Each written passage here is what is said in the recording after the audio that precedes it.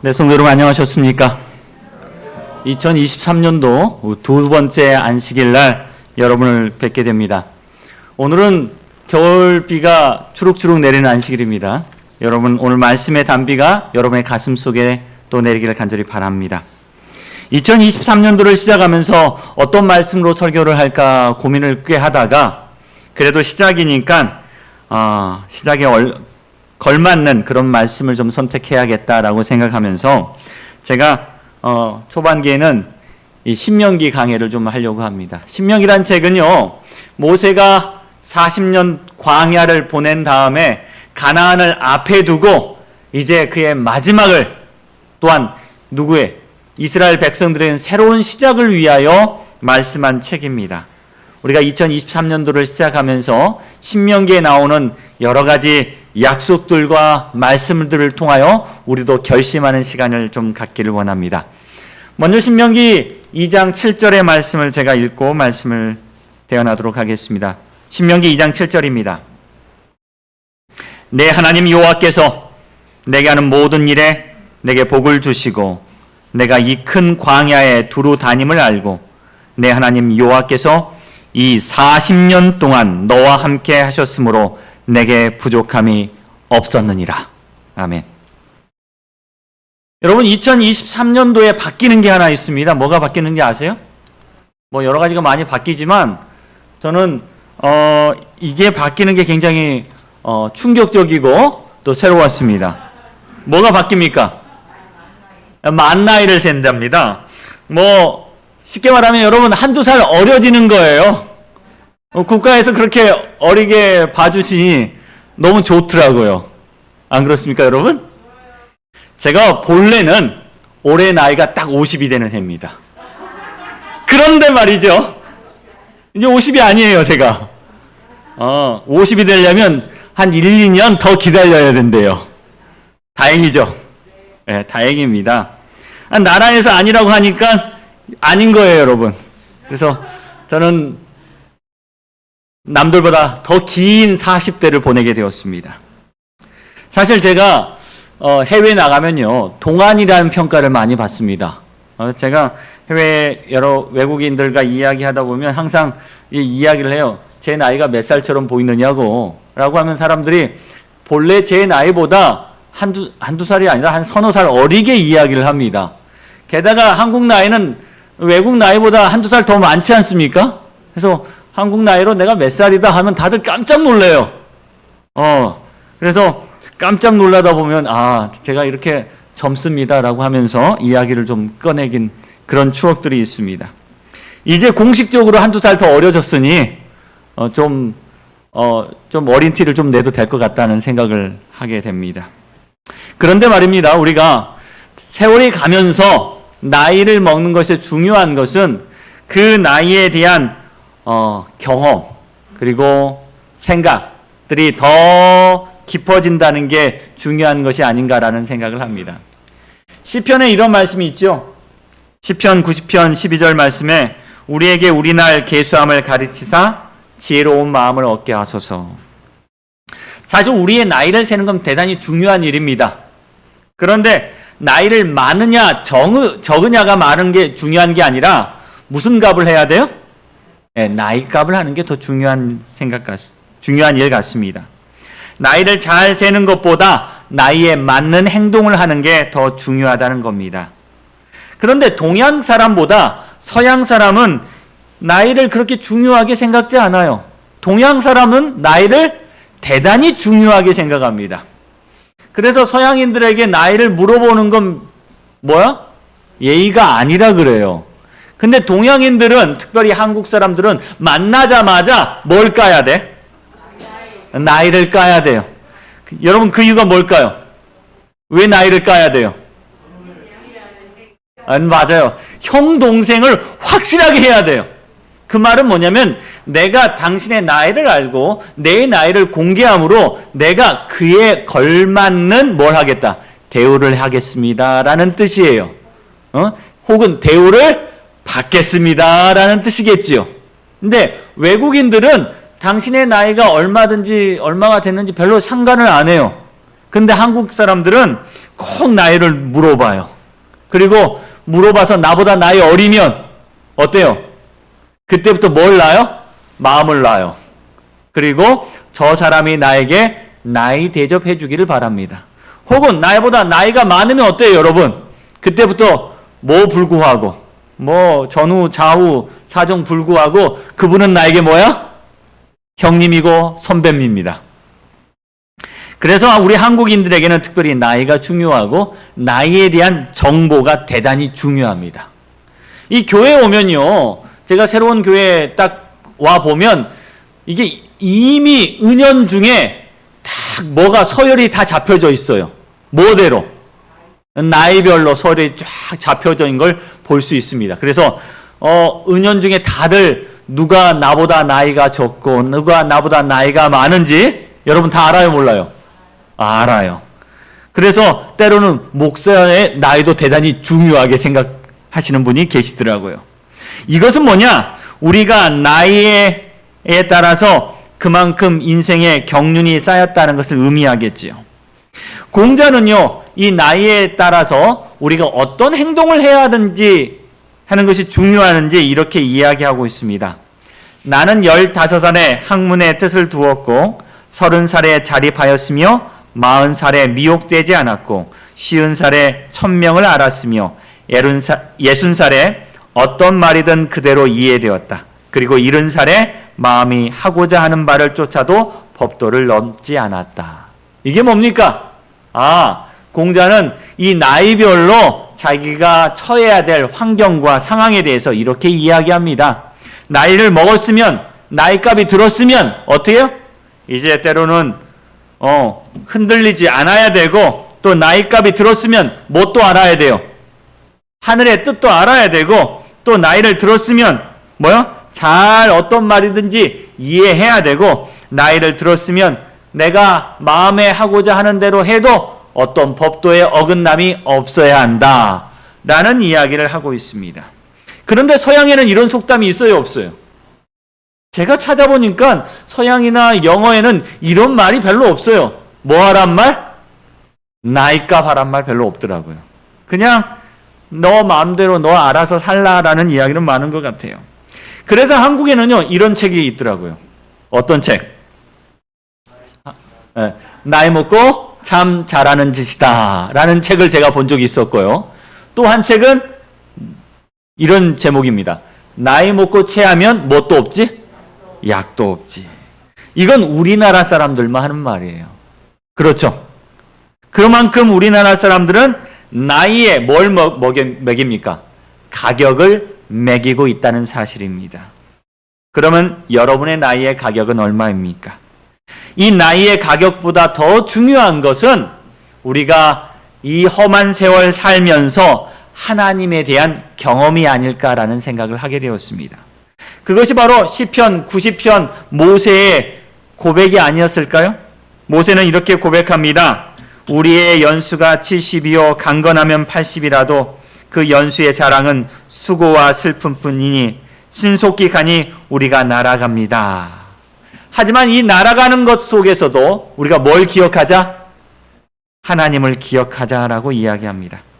그는 인생을 살면서 자신이 먹은 나이를 기억하고 살았습니다. 자신이 먹은 세월을 기억하고 살았습니다. 그 속에서 지혜를 얻는 게 바로 모세의 기도였습니다. 모세는 인생 속에서 지혜를 세어보라고 이야기합니다. 여러분 인생을 살면서 무엇을 세보고 계십니까? 돈이 많은 사람은 인생을 살면서 뭐 세고 살아요?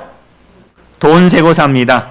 어떤 사람은 인생을 살면서 뭐 세고 사냐면 집 평수 세고 삽니다. 이전에는 몇 평에 살았는데 지금 몇 평 세고 몇 평에 산다. 어떤 사람들은 인생 살면서 점수, 시험 점수 세고 삽니다. 또 어떤 사람은 인생을 살면서 얼굴에 난 뭐 세고 살아요? 기미의 개수 세고 삽니다. 어떤 사람은요, 인생을 살면서 남은 정류장이 얼마나 되나 세고 살고, 어떤 사람은 인생 살면서 자기가 넣은 골수, 몇 골이나 넣었는지 그 골수를 세고 삽니다. 어떤 사람은 인생 살면서 자기가 받은 세뱃돈 세고 삽니다. 여러분은 오늘 무엇을 세고 사십니까? 2023년도 우리가 한 살 더 먹었는데요. 어쩌면 우리는 지금 이 순간 하나님의 은혜를 세며 사는 게 어떨까라는 생각이 들었습니다. 물질적인 것을 세지만 우리는요, 세상 사람들은 물질적인 것을 세지만 오늘 우리는 하나님의 은혜를 좀 세어봤으면 좋겠습니다. 그것이 바로 우리의 지혜입니다. 더 나아가 우리의 지혜는 이제 그리스도께서 오실 날이 얼마 남지 않았음을 세어봤으면 좋겠습니다. 돈을 세는 사람은요, 뭐가 보여요? 욕망이 보입니다. 점수를 세는 사람은 후회가 보이고, 기미를 세는 사람은 초함이 보입니다. 세월을 세는 사람에게 과연 우리에게 무엇이 보일까요? 누가복음 12장에 보면요, 한 부자가 나옵니다. 그 부자가 뭐 세고 있어요? 뭐 세고 있습니까? 누가복음 12장에 한 부자가 오랫동안 밭에서 거둔 소출이 너무 풍성해서 그 소출을 세고 있습니다. 이걸 세다 보니까 어디에 못 들어갈 것 같아요? 창고에, 곳간에 다 못 들어갈 것 같아요. 그래서 그는 계산합니다. 뭘 계산할까요? 내가 더 큰 평수에 뭘 지어야지, 곳간을 지어야지라고 생각하고 더 큰 평수에 곳간을 지을 계획을 세웠습니다. 그때 하나님은 말씀하시죠. 이 어리석은 자여, 내가 오늘 밤에 내 영혼을 도로 찾으리니 너가 세웠던 그 모든 것이 누구의 것이 되겠느냐. 이 부자는요, 그가 인생에서 무엇을 세기 시작했냐면 오늘 얻을 곡식의 양을 세기 시작했습니다. 올해 얻을 곡식의 양을 세기 시작했습니다. 그리고 그가 깨달은 것은 부족하다는 것이었습니다. 그렇게 많아도 뭐가 부족해요? 그 많은 것을 채워줄 곳간이 부족하다는 것이었죠. 그리고 그는 곳간을 짓습니다. 하지만 그는 무엇을 세지 못했습니까? 뭘 못 셌죠? 자기의 생명의 날수를 세지 못했습니다. 오늘이 무슨 날이라는 사실을요, 마지막 날이라는 사실을 세지 못했습니다. 오늘 시편 90편 12절 말씀, 우리에게 우리 날 계수함을 가르치사 지혜로운 마음을 얻게 하소서라고 모세는 말했습니다. 모세는 그의 인생에서 120년이라는 아주 긴 세월을 살았습니다. 그리고 신명기, 곧 가나안 땅 앞에서 자기의 인생의 시간들을 세기 시작하면서 회고하기 시작합니다. 특별히 그가 인생에 회고하는 시간은 바로 마지막 40년에 관련된 시간이었습니다. 그는 인생을 이렇게 세기 시작합니다. 바로 신명기 1장 3절 말씀입니다. 40째 해, 11째 달, 그 달 첫째 날에 모세가 이스라엘 자손에게 여호와께서 그들을 위하여 자기에게 주신 명령을 다 일렀을 때, 애굽에서 나온 지 얼마나 되었어요? 40년 되었습니다. 40년 되고도 11째 되는 첫날에 이제 모세는요, 자기의 목회가 여기서 끝이다라는 생각을 하게 됩니다. 그리고 목회한 지 40년 되었고 이제 지난 40년의 세월에 대해서 그는 이렇게 이야기합니다. 모세는요, 40년, 첫 번째 40년 어디서 보냈어요? 궁정에서, 애굽의 궁정에서 보냈습니다. 그리고 두 번째 40년을 어디서 보냈습니까? 광야, 미디안 광야에서 가족들과 함께 보냈습니다. 그리고 마지막 40년을 누구랑 보내요? 이스라엘 백성들과 함께 목회하면서 보냈습니다. 첫 번째, 두 번째, 세 번째 40년. 제가 여러분께 질문을 드릴게요. 어떤 40년이 모세에게는 가장 행복한 40년이었을까요? 첫 번째, 애굽에서 궁정에서 보낸, 궁궐에서 보낸 40년이었을까요? 두 번째, 쫓겨나서 범죄자로 미디안 광야에서 보낸 40년이었을까요? 아니면 마지막 말도 안 듣는 이스라엘 백성들 데리고 광야를 지낸 40년이 행복했을까요? 여러분, 어디가 제일 행복했을까요? 다들 생각이 다르시네요. 저는 애굽에 궁정에 있을 때가 가장 행복했을 것 같은데 어떤 40년이 가장 행복했을까요? 이 모세는요, 그가 세 번의 40년 가운데 신명기의 마지막 40년을 이렇게 이야기합니다. 자, 신명기 2장 7절입니다. 내 하나님 여호와께서 내게 하는 모든 일에 내게 복을 주시고 내가 이 큰 광야를 두루 다니며 알고 내 하나님 여호와께서 이 40년 동안 너와 함께 하셨으므로 내게 뭐가 없었어요? 부족함이 없었느니라. 그의 결론은, 마지막 40년의 결론은, 내가 40년 마지막 살아보니 이 40년은 뭐가 없었다? 부족함이 하나도 없었어. 솔직히 말하면 어디서 살 때 부족함이 없었을까요? 궁전에 살 때 정말 부족함이 없었을 것 같아요. 부족함이 없었을 것 같아요. 그런데 모세의 고백은 내가 어디에 살 때 부족함이 없었다고요?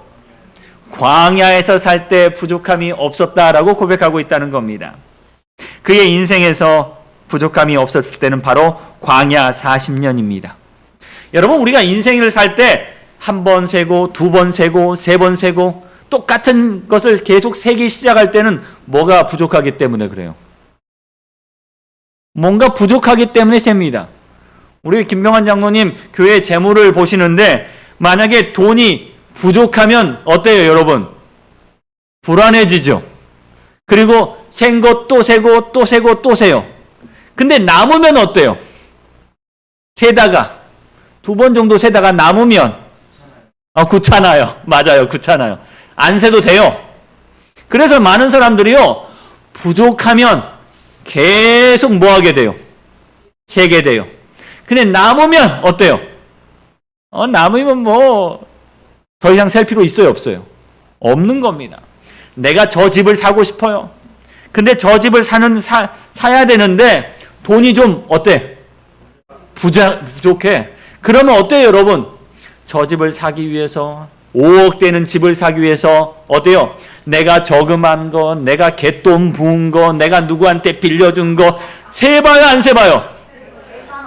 엄청 하다가 또 하다가 안 되면 누구에게 은행에서 대출받고 또 누구에게 빌려서 끝까지 어디요? 그래도 부족한 것 같으면 또 세고 또 세요. 그런데 저 5억짜리 집 사는데 나한테 얼마가 있어? 6억이 있어? 그러면 세요, 안 세요? 안 세요. 안 세요. 근데 모세는 신명기 2장 7절에 내가 40년 동안 살면서 센 적이 없어요. 뭘? 부족한 게 센 적이 없어요. 나한테 넘치는 은혜가 여기 있었습니다. 라고 고백했습니다. 그런데 이 모세의 고백은 모세 혼자만의 고백은 아닙니다.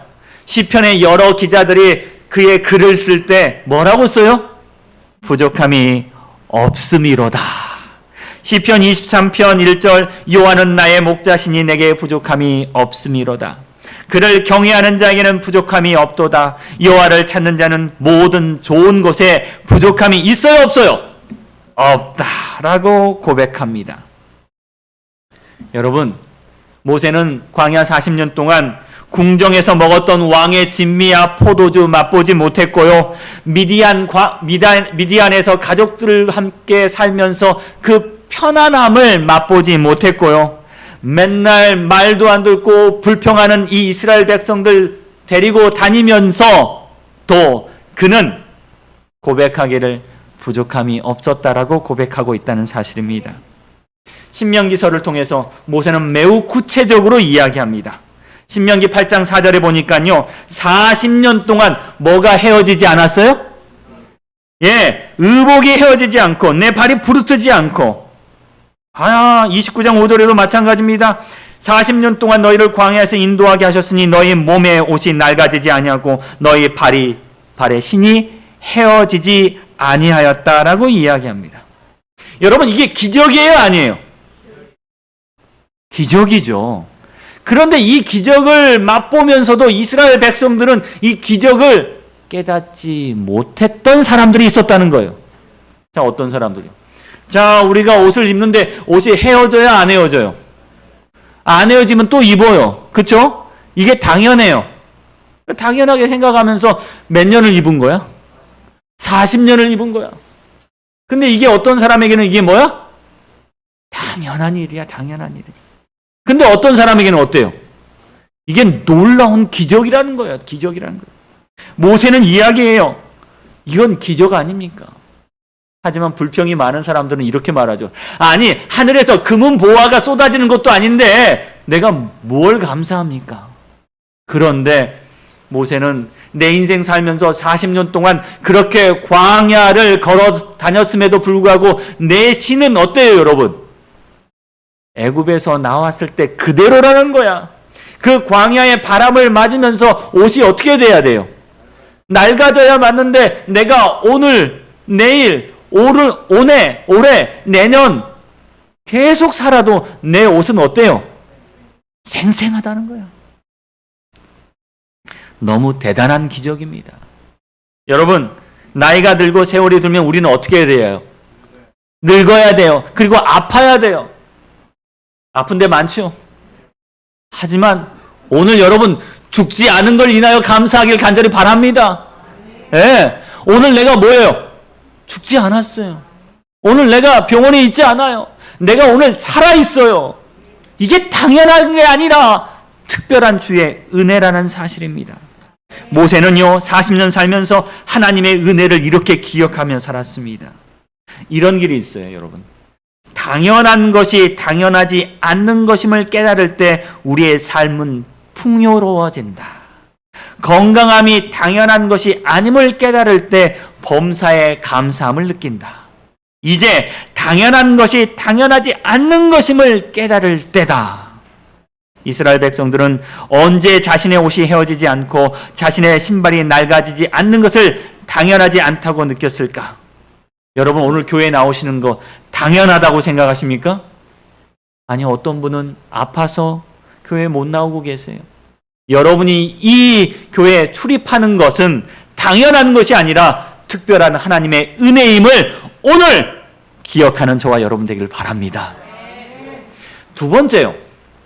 모세가 광야 40년 기억 가운데, 인생 가운데 그가 기억하고 있는 게 한 가지 있었습니다. 뭘까요? 나는 광야 40년 동안 뭐만 먹었어요? 만나만 먹었습니다. 만나만 먹었습니다. 출애굽기 16장 35절에 사람이 사는 땅에 이르기까지 이스라엘 자손이 40년 동안 뭐만 먹었어요? 만나만 먹었습니다. 여러분, 한 가지 음식만 먹었는데 어떻게 부족함이 없다라고 말할 수 있을까요? 분명 만나나 육신의 모든 식욕을 채워주지는 못했을 것입니다.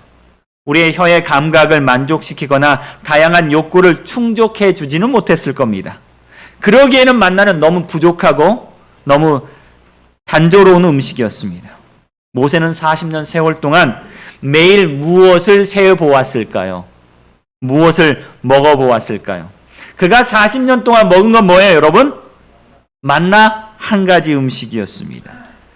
하지만요, 모세는 뭐라고 기록하냐면 신명기서에 이렇게 이야기합니다. 내가 40년 동안 만나를 먹었지만 너를 낮추시며 너를 줄이게 하시며 또 너를 알지 못하며 너 조상들도 알지 못하던 만나를 내게 먹이신 것은 사람이 떡으로만 사는 것이 아니요 하나님의 입에서 나오는 모든 말씀으로 사는 줄 내가 알게 하십니다. 내 조상들도 알지 못하는 만나를 먹이셨나니 라고 하면서 마침내 내게 뭘 주려고? 복을 주려고 하십니다. 자, 모세는 이렇게 이야기합니다. 내가 만나 먹어서 배불렀고 내가 만나를 먹어서 건강했고 내가 만나 먹어서 힘이 났고 내가 만나를 통해 하나님의 은혜를 보았고 내가 만나를 통해서 하나님의 사랑을 알았고 내가 만나를 통해서 하나님의 말씀을 읽었다. 여러분, 40년 동안 만나만 먹었는데 뭐 안 걸렸어요? 코로나 안 걸렸어. 영양실조에 안 걸렸어요. 병에 안 걸렸어요. 만나는요, 충분한 영양을 공급해주고 있었습니다. 그런데 만나의 뜻은 뭡니까? 만나의 뜻이 뭐예요?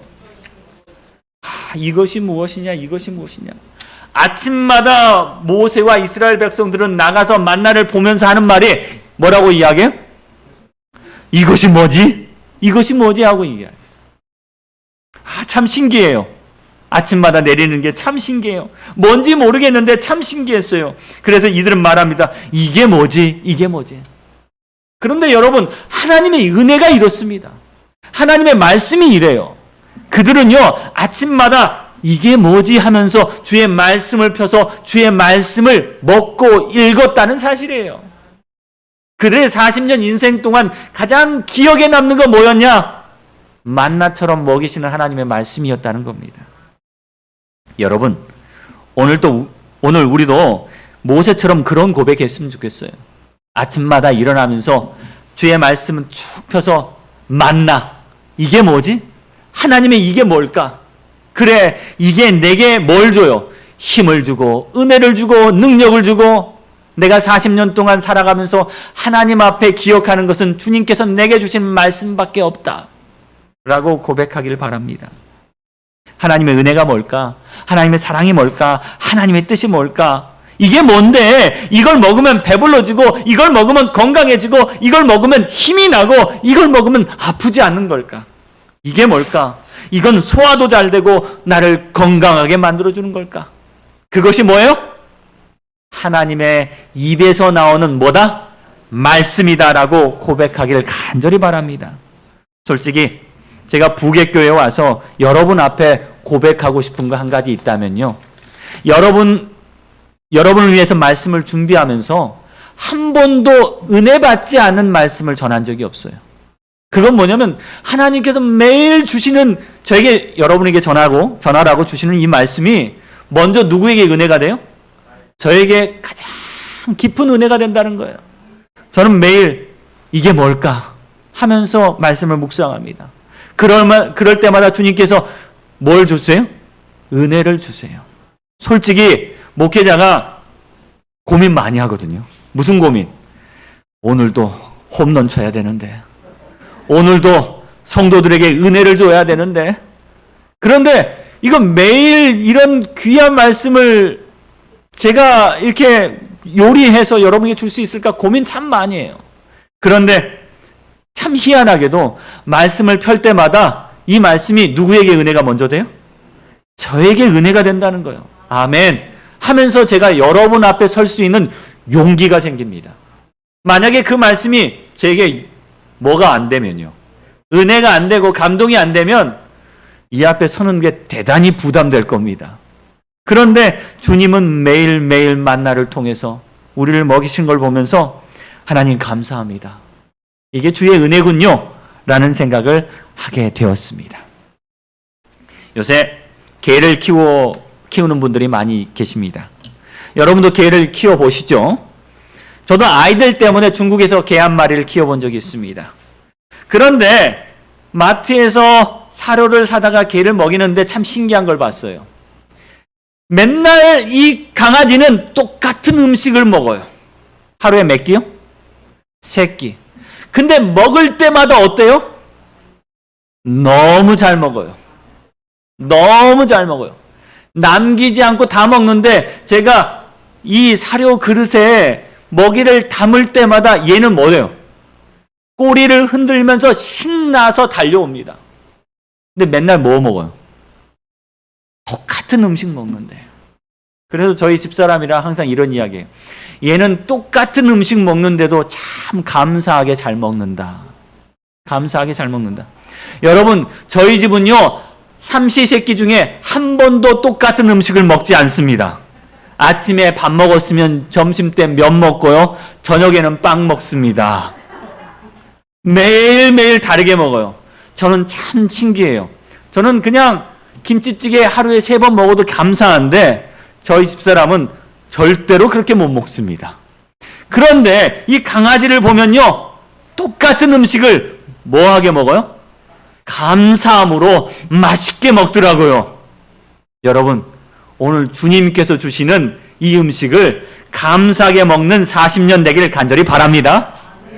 정말 이스라엘 백성들이 40년 동안 만나를 먹으면서도 건강했던 것처럼 하나님의 말씀으로 여러분 건강하게 되길 바랍니다. 하나님, 저 천국 앞에서 나 40년 동안 주의 만나만 먹었습니다 라고 고백하는 저와 여러분 되길 바랍니다. 마지막으로 모세가 고백했던 40년은요, 내가 이 40년 어디서 살았다? 광야에서 살았다. 내가 이 40년 저기 강남의 타워 팰리스에서 살지 않고 내가 이 40년 애굽에서 살지 않고 나는 광야에서 살았다라고 고백하는데 광야에서 과연 무슨 일이 있었을까요? 신명기 8장 2절입니다. 내 하나님 여호와께서 이 40년 동안 내게 광야의 길을 걷게 하신 것을 뭐하라? 기억하라. 이는 너를 낮추시며 너를 시험하사 내 마음이 어떠하신지 그 명령을 지키는지 지키지 않는지 알려 하심이라 라고 이야기하면서 그가 기억한 40년은 광야의 40년이었습니다. 많은 사람들은 불평하며 이렇게 이야기했죠. 아니 나를 광야로 끌고 와서 이곳에서 나를 죽게 하려 하느냐? 사실 인생에 고생을 많이 하는 사람들은요 무슨 이야기 많이 해요? 자기가 뭐한 이야기 많이 해요? 고생한 이야기, 죽을 뻔한 이야기, 부도난 이야기, 뭐한 이야기만 많이 해요. 내가 죽을 뻔해서 여기까지 왔어. 고생해서 여기까지 왔어. 자기가 힘들고 어려운 이야기만 하는데 모세는 광야에서 무슨 경험했을까요? 내가 이 백성들 이끌으라고 얼마나 고생했는지 알아? 맨날 말도 안 들고 불평하는데 내가 진짜 때려치우고 싶었어. 내가 하루에 몇 번이라도 이 목회 때려치우고 내가 내일 하고 말지 라고 고백했을까요? 아니요. 모세는 어떤 기억이 가장 남았을까요? 신명기 1장 31절 말씀입니다. 그가 가장 기억에 남았던 광야의 추억은 이것이었습니다. 광야에서도 너희가 당하였거니와 사람이 자기의 아들을 안는 것 같이 너희의 하나님 여호와께서 너희가 걸어온 길에서 너희를 안으사. 모세가 경험한 기억하고 있는 추억은 내가 광야의 40년은 내가 걸어간 40년이 아니라 어떤 40년? 하나님께서 나를 안아서 걸어오신 40년이다라고 고백하고 있다는 겁니다. 모세의 기억 속에서요. 광야의 길은 이런 길이었습니다. 자기가 걷는 길이 아니라 자기의 아들을 안는 것 같이 하나님께서 나를 안으셔서 이때까지 걸어온 길입니다. 라고 고백하고 간증하고 있습니다. 여러분, 광야는 이런 곳이었습니다. 40년 이런 광야의 책임 내가 잊지 않는다. 내가 고생한 기억을 잊지 못하는 게 아니라 주께서 나를 안아서 옮긴 그 기억을 내가 잊지 못하겠다. 여러분, 주님과 동행하면서 이런 기억만 남기를 간절히 바랍니다. 33절에는 이렇게 이야기합니다. 그는 너희보다 먼저 그 길을 가시며 장막 칠 곳을 찾으시고 밤에는 불로 낮에는 구름으로 너희 갈 길을 지시하신 자시라. 주님 어떤 분이에요? 나보다 먼저 가셔가지고 앞에 뭐가 있는지 없는지 위험이 있는지 없는지 다 돌아보시고 오늘 어디서 장막 쳐야 될지 고민하시다가 너 여기서 멈춰라, 여기서 장막 쳐 하면 우리는 장막만 치면 돼요. 여러분, 하나님께서 밤에는 불로 낮에는 구름으로 우리를 인도하셨습니다. 참 주님께서 거룩한 일을 하셨습니다. 신명기 1장 30절에는 또 이런 말씀도 있습니다. 너희보다 먼저 가시는 너희 하나님 여호와께서 애굽에서 너희를 위하여 너희 목전에서 모든 일을 행하신 것 같이 이제 너희를 위하여 뭐 하실 거예요? 싸우실 거예요. 광야에서 위험이 있었습니다. 하지만 그 위험 가운데에서도 주님은 우리를 대신하여 싸우셨습니다. 라고 고백합니다. 사랑하는 여러분, 여러분 이 40년 광야에서 무엇을 기억하고 계십니까? 오늘 우리는 2023년도 새로운 해를 다시 시작하면서 지금까지 우리를 인도하신 하나님의 은혜를 기억하기를 간절히 바랍니다. 지금까지 여러분과 제가 여기 있다는 것은 우리를 부족함 없이 인도하신 하나님이 계셨다는 사실을 여러분 기억하십시오. 여러분이 오늘 이 교회에 나오시는 것은 여전히 하나님의 말씀으로 먹이셨기 때문에 우리의 신앙을 지켜주신 하나님이 계셨음을 여러분 기억하기를 간절히 바랍니다. 여러분, 우리가 광야의 길, 고난의 길을 걷는다 할지라도 그 길이 40년, 50년, 60년이 된다 할지라도 주님께서 우리를 안으셨고 우리를 지키셨고 우리의 장막질 곳을 찾으셨고 우리를 불과 구름으로 인도하신 그분이 오늘 지금까지 인도하신 것처럼 2023년도 인도하실 것을 믿게 되길 간절히 바랍니다. 그리고 나가시길 바랍니다. 주님, 여기까지 우리와 함께 하셨으니 우리 이제 주님께 나가겠습니다. 주님 가운데 거하겠습니다. 시편 90편은요, 바로 모세가 쓴 시편입니다. 그는 이 시편 90편 첫 번째 절에 이렇게 말합니다. 주여, 주는 대대에 우리의 거처가 되셨나이다. 주는 우리의 거처가 되셨나이다. 여러분, 우리는 광야 가운데 거하고 있는 게 아니라 주님 가운데 거하고 있습니다. 애굽의 궁정이 절대 부럽지 않습니다. 미디안의 편안한 집도 부러워하지 않습니다. 그러나 저 험난한 광야에서 주님과 함께하는 모세의 그 기억은 그가 평생 잊지 못할 기억이었음을 여러분도 기억하시며 오늘도 우리도 그런 삶을 살기를 간절히 바라며 말씀드리겠습니다.